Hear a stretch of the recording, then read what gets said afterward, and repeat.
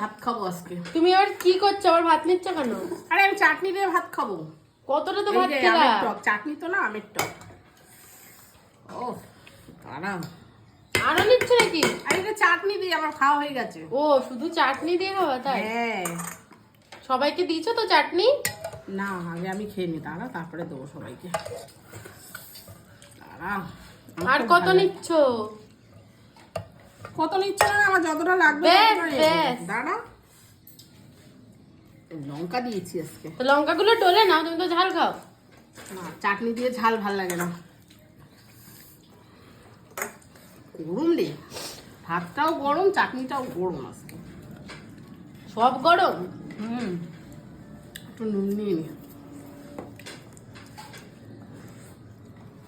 তুই খাবি? না আমি খাবো না, খাই তুমিই তো। খাও। না